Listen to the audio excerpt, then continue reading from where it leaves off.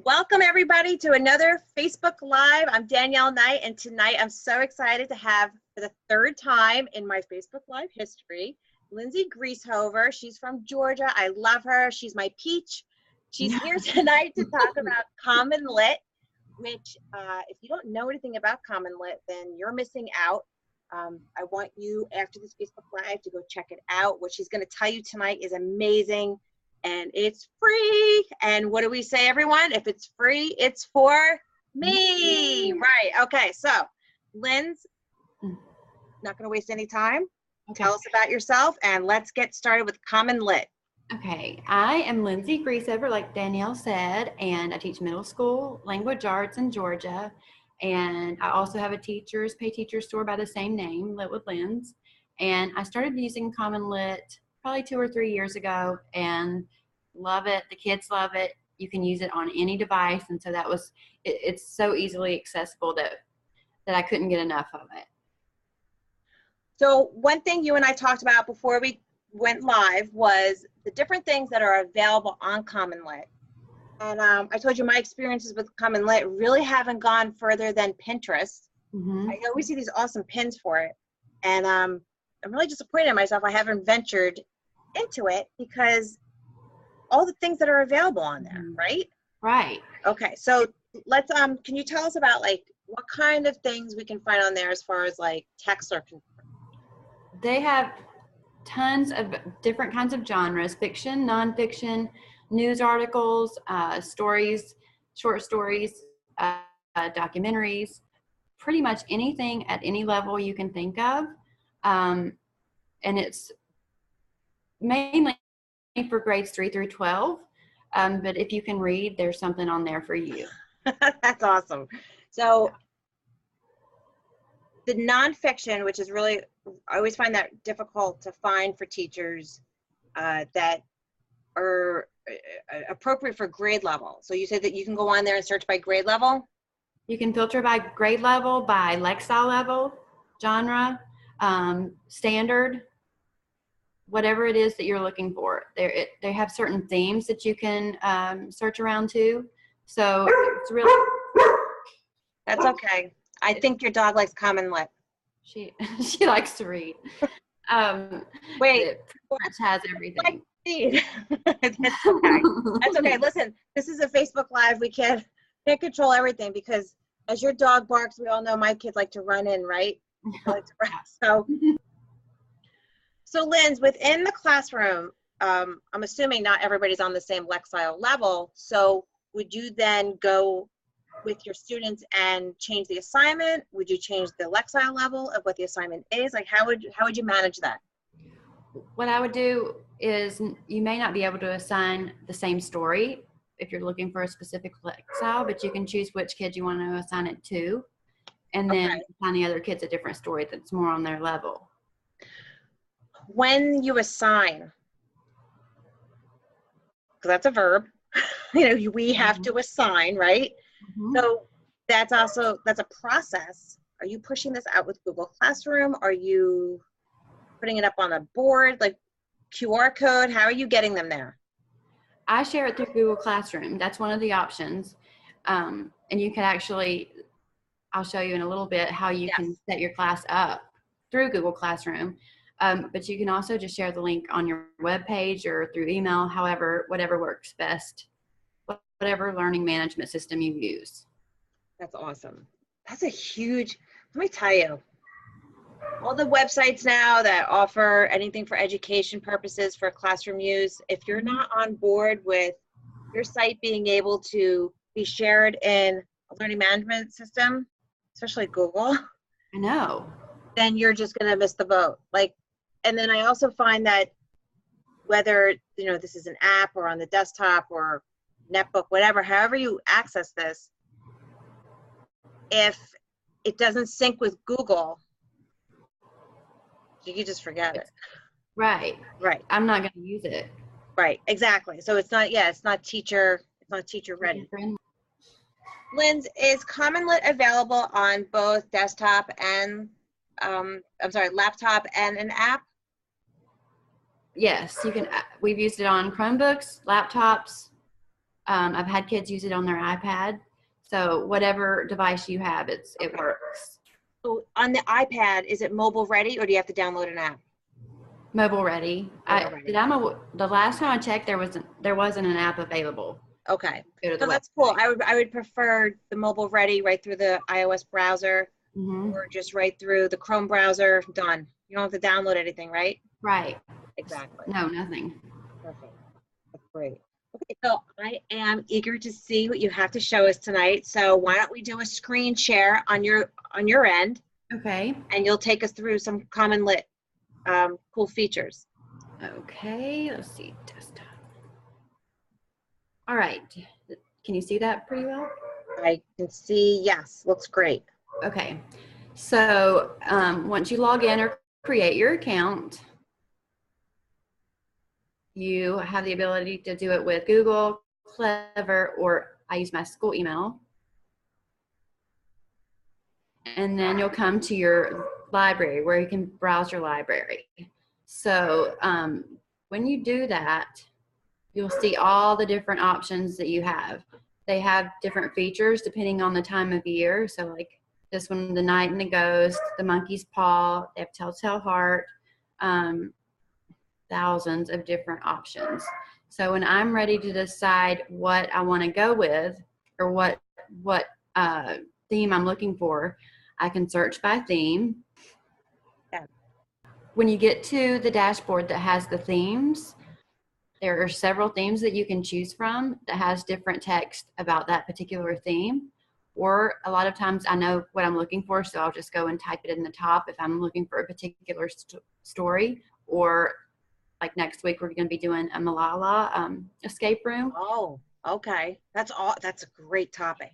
Hey, I noticed this is like set up kind of like a ready, set, go, here's your bell ringer type of activity. I mean, look at these great topics they have organized.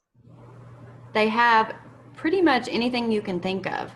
Anytime I'm looking for an article or a story to go along with whatever it is that I'm teaching, I come here because there's so many options.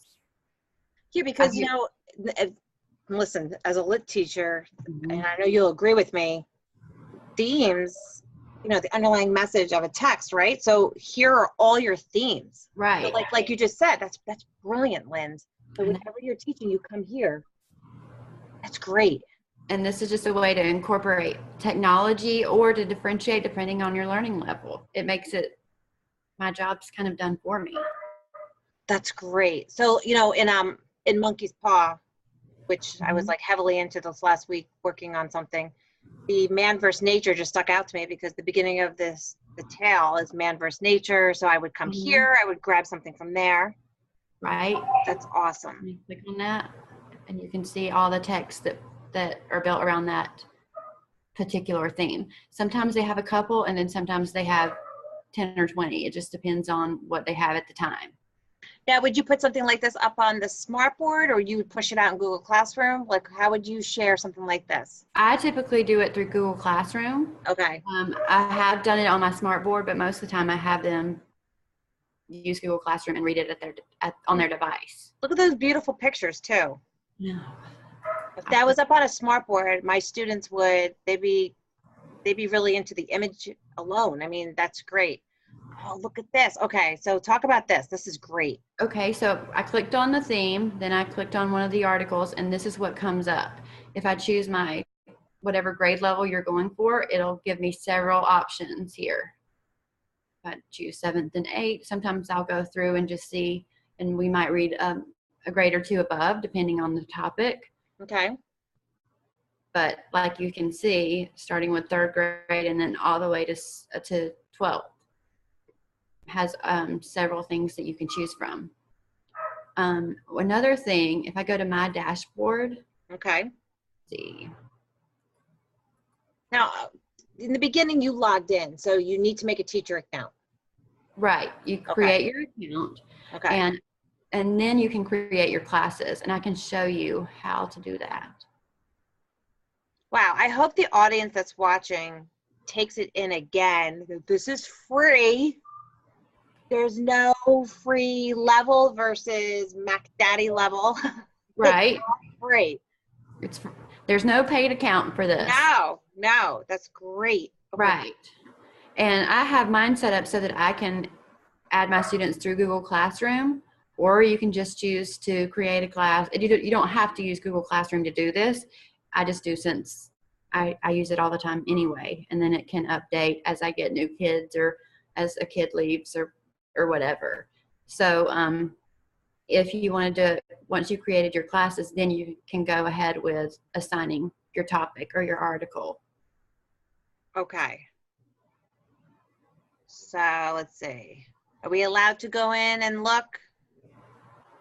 So I can show you, let's look at some of my assignments. Let's see. I'll add one so that you can see the process. Oh, yes, please. Like this is what we're doing in a couple of days, the Malala article, and then you can see the Lexile level, of course the grade level, and once the students read this, let me go ahead and click on that just so you can see what it looks like. Once the students read the article, you'll see their progress, how each person compares, and the feedback that you would give or get as soon as they finish taking it and reading the questions. Can you click on the actual article so I could just take a peek? Yeah. So this is what each article, they all pretty much look the same, but the best part is you can choose from all these little toolbar options. You can have it read aloud, and you can have it read aloud. This is an important part, for 13 different languages. So if you have English language learners, there are 13 different languages that it will translate for, which is amazing. Sorry. Then you can highlight important text. If they make a mistake, of course, they can remove the highlight. And you can see all of the different vocabulary or important points that it wants you to make note of. And then at the bottom, there's always footnotes with important definitions for the article. Linz, can you just go back again? If you scroll back up, you see where it said like Taliban with the one next to it? Did you add that note? Did you annotate that with the one? I didn't. It was already done for me. Oh, that's awesome. Okay. So they can click on it and then it will define the word. That's great. Yeah. You can choose to have guided questions that they are required to answer. They're not great. The guided questions aren't graded. They just have to get the correct answer before moving on with the story. But you don't have to assign it that way. That's more for struggling readers. Did you add those questions or they were there? They were already there. Everything is already there. That's great. There's really nothing that you would need to do. So the guided questions, if you choose to use them, you can. If not, you can just, what I usually have my students, my advanced students do is just answer the assessment questions. And there's usually 3 or 4. And then there's a discussion question. For the discussion question, that's the only thing you would have to grade personally. The multiple choice is done for you, but you grade the written response. Okay. So I see there's paired text, there's related media. Mm-hmm. Do you have your students click on those? Do you tell them they have to do that, or? It depends. For this, we are going to do the paired text, and there's a video that goes along with this. So these are just some options that you can choose from related to the topic itself. Like there's another one on Malala winning the Nobel Peace Prize. So we're going to do that one. But I don't always. It just depends on how much time I want to spend on the topic. And then the related media. Are you doing a Malala unit? Are you reading the book, or? We're just going to do the short story. We're doing a digital escape room. So we're going to do a short story and her speech that she gave that they have the video of here. Did you make the escape? No, I didn't make this one. But I want to give you a plug though, if that's okay. I know you're like, oh no, please don't. But Lyndsey makes great digital escape rooms, and I love talking with her offline about them, and she's very, very talented with them. So thank you. Yeah. So if you're ever interested, if you're watching tonight, go check out what she has to offer. So, thank you. Oh yes. Oh, absolutely. I love digital escape rooms. So, yeah. And that's a great activity to pair up with this. I love that this would be like a pre-reading for that. And then you're going to read the short story. Now, you're going to get the short story from here. Right. Okay. And then you'll do the video. And can you just tell us, you see the little red icon with the arrow? Yes. Okay. So can you show me how to plan lessons? Okay. So now that's on your end. That would just give you an idea about how you can plan your lessons through CommonLit. Okay. But I usually just have my kids watch the video, or I'll assign the link and they'll do it like we've done it before through a HyperDoc lesson. Okay. I know you're a big HyperDocs fan. I love HyperDocs. Yes. Okay. So now you will build a HyperDocs activity with your CommonLit links. Right. I'll insert the links inside the HyperDoc, and then they'll complete it that way. Okay. Which again, it's pushed out in Google Classroom easily. Right. Right. Okay. So can you share the text from CommonLit offline? Can you save anything offline? Can you export things as PDFs or? You can. Everything comes with a PDF. So if you have a student that doesn't have access to the internet and you want to save it for them or give them a printable copy, you can. It has the download PDF option here. And that will include the questions that you see over here as well. Okay. I was thinking like if somebody's on home instruction or if they're absent or something, you can do it that way. I mean, do you think like less and less we're having those kind of issues or concerns with students being like off school campus, not having access? I don't see it as much as I did 5 years ago. Right. And I have less and less students that don't have access to internet. Right. So how about like IEPs requiring you to print things? This would be perfect for that because you can choose the level that's appropriate and then move forward with that particular article or short story. You know what I love? The font size option right there. You can get bigger or it's perfect for any kind of modification you have to make. There's really not much that it doesn't do. When you said there's a speech to text, I'm sorry, text to speech. I did it this time. Remember we were talking about it earlier? I did it before. Yeah. All right, so text to speech. So there's a text to speech option. And it'll play the whole thing for you. The only thing the only time it won't do that is with copyright material. It won't give you those options, but I would say 80% of the time, 85% of the time, it will work. Interesting. That's great. Okay, now let's see.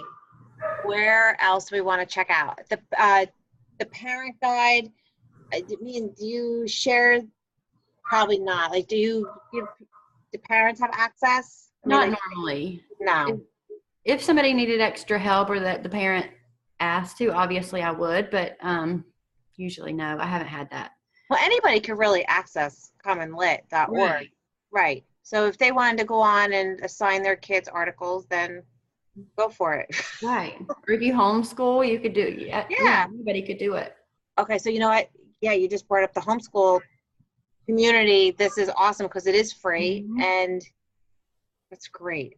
I love it. Let me just show you how to assign a text rule.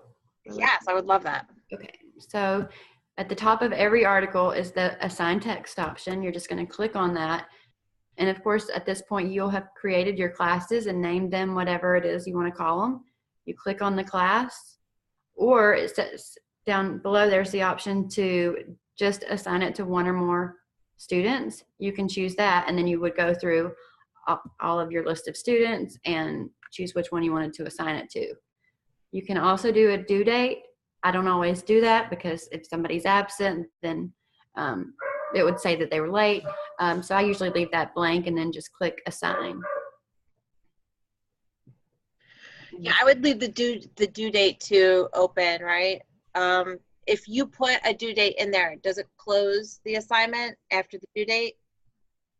It'll say that the assignment isn't. Yeah, so if you're watching and you're gonna venture into this, we're both on the same page, Linz and I. Just leave that open. Yeah, I usually leave it blank. Yeah. Mm-hmm. Okay. Let's see. The related media, that was those were videos. Videos, right. It just gives you the option of not having to go search yourself and find things that go along with whatever text or genre you're reading. It's all here for you. Tons of okay, so you don't have to, but if you click on a video, does it open it in YouTube or does it open it in CommonLit? It opens it in CommonLit. Okay, so that's also a big plus, Lens, because a lot of our viewers will have their schools that block YouTube. Right. Mine is blocked.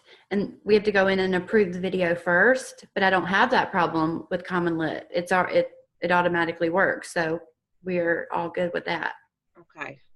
Yeah, so if you're watching, if you need me to repeat that, that's huge, everybody. So the videos that are on CommonLit or on the CommonLit server, they stay right on CommonLit. You don't go out to YouTube or anything, so you don't have to worry about that. That's great. Yeah. That's great. So, Linz, you have a blog post for CommonLit. I do. Okay, so you're going to drop that link in the comments. I will. It just kind of gives some ideas about it, but I'll share the link in the comments. Prepared. I love it. Oh. It is. Look, it's your blog tonight. Awesome. Yeah. Okay, so here's the blog post. Oh, look at this. And it gives some more ideas for how you can use it, but I'll share this link in the comments. Okay. And I'll drop it over the video too. But yes, so you're gonna put that in the comments. What else should we get from you? We got the blog post. You're gonna give us the CommonLit website. Right, and I have a couple tutorials that I'm gonna post as well, just to show you how to set up classes and the different differentiation options that you have. Okay, so Lindsay's gonna give us links. You're gonna all check out CommonLit. We're gonna look at a tutorial from Lyndsey, and you could also get information on CommonLit and how to do it, and from Lyndsey, like I said. So this is awesome. Listen, guys, anything you can get that's free, that is accessible to you as an ELA teacher for your students, especially if you could change grade levels, files, genres, videos, create a really cool pre-reading activity for whatever you got going on. CommonLit, to me, looks like something that you all need to check out. So, Lyndsey, thank you so much. And I know you're real passionate about CommonLit. You and I have been going back and forth over it, and I'm so happy you came on tonight to talk about it. Thanks for having me. Thank you. You're gonna come back. Yeah, anytime. Thank you. You're my frequent flyer.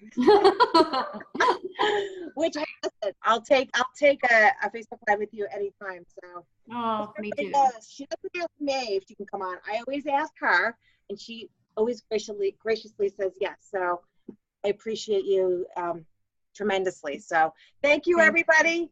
Lyndsey, anything I forgot? I think we covered it. I do too. All right. So thanks, everybody. Have a great night, and stick around for links, and we'll see you all soon. Bye. Thank you.